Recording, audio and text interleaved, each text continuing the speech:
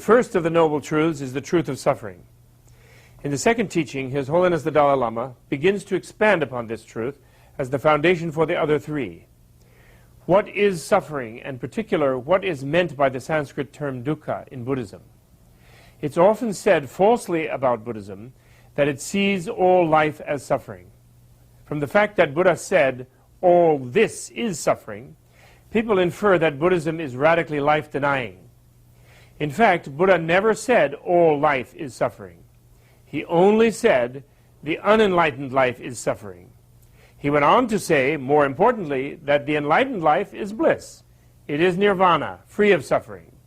He himself experienced a boundless energy, a perfect bliss. Buddha never said he still suffered. So Buddhism is very optimistic about our prospects. It urges us, of course, to confront the suffering attendant upon our ignorance. It encourages us that we can find true happiness once we develop wisdom. Buddhism helps us to notice that pleasurable experiences are temporary. Pleasurable occurrences exist only in relation to the background of our experience. If we look at that background, we find that we are born in pain, die in pain, and in between are subject to illness, hunger, and the effects of the elements, not to mention our increasing decrepitude as we grow older. The background of our life's experience is indeed a basic form of suffering. It's called the suffering of change. The Dalai Lama points out that suffering prevails no matter which realm of existence we are dwelling in, be it the desire realm of the senses, the form realm of intellectual pursuits, or the formless realm of advanced meditational states. As long as we appropriate experience from the self-centered perspective, driven by misunderstanding our true nature, we are doomed to frustration. Because of our fundamental self-centered ignorance at the root of our consciousness, we react to the conditions of our existence with a kind of selfish desire that produces all kinds of other afflictive emotions. These afflictive emotions can be compared to the 7 deadly sins. But it is the fundamental ignorance at the heart of our existence, our misperception of the absoluteness of ourself, that gives rise to these afflictive emotions and prevents us from realizing the lasting joy and happiness that we all seek. So, at the basis of suffering, self-seeking ignorance is the first link in a causal chain that the Buddha called the chain of dependent origination. Once we have a good grasp of the nature of suffering, we clearly see the start of the chain, which is the second truth, the origin of suffering. All right. That don't get the that device say temba say the qualanda tumda and cavalry corner medayore. That is shambles. Marshall's house and Maritin Gimdula in Matamati Pambos Shashan Now, talking about the Four Noble Truths, the first one is, of course, the truth of suffering. And here, the sort of the usage of this term, truth, in context of the four four factors, it seems that according to different philosophical schools, there is a different interpretation of this word truth. But I'm not going to touch that, partly because I myself do not remember all of this, and partly because it is going to complicate my explanation.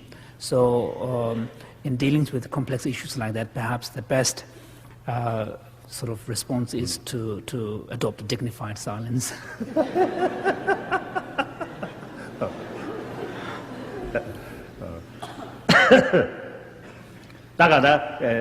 Only the talking about that get 10 and 70 that Naga did tension me does to Muslim to social usage. Then she Muslim to Tom Maton social the Pape in Japan. One of the reasons why I pointed out this complexity in the understanding of this term truth in relation to the Four Noble Truths is because there is a fundamental difference between, say, Madhyamaka Prasangika school and mainstream Buddhist schools as to how one distinguishes between ordinary beings and Arya beings, the superior beings. The mainstream Buddhist schools makes the distinction on the basis of whether or not the individual practitioner has gained direct intuitive insight into the Four Noble Truths, a criteria which the Madhyamaka Prasangikas do not accept, because according to Madhyamaka Prasangika school, even non-Arya beings, ordinary beings, can have direct intuitive realizations of the Four Noble Truths. Jenida, Dunga Shayun, the conditions was Lavina, Rangu, any Lanyu Kunjun Le Jiting. That was initially Takadazawa, she got to make it dancing in Silia. Any Dunga Damas, that's all things. That Delia, she nerd, non Jew, Peshinja. So, what exactly is the meaning of dukkha or suffering? Here, suffering or dukkha is that which is the basis of our experience of painful experiences. And in brief, dukkha refers to our state of existence as conditioned by karma and delusions, or karma and afflictive emotions. So in Asanga states in Abhidhamma Sammucca that dukkha can be, the concept of dukkha, the concept of true dukkha or the truth of suffering must embrace both the environment where we live and also the individual beings living within it.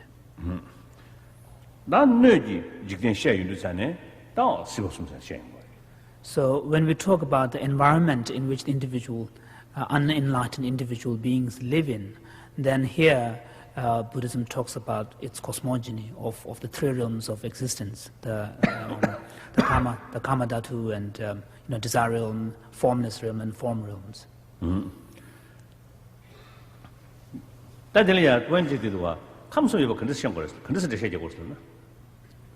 The difficulty here is how to try to sort of conceptually understand. The point here is how to conceptualize this Buddhist concept of the three realms of existence. How can we conceive, for example, like form realms and formless realms?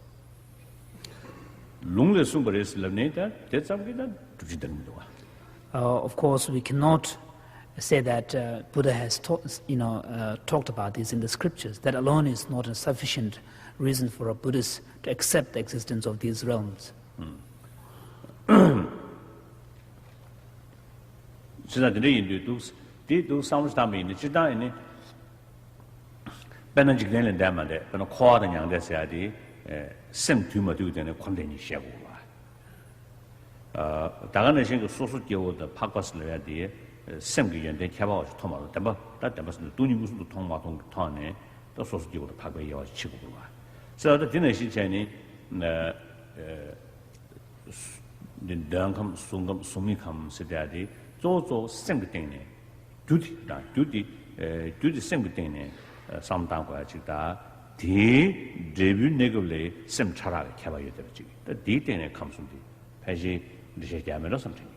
Perhaps sort of the most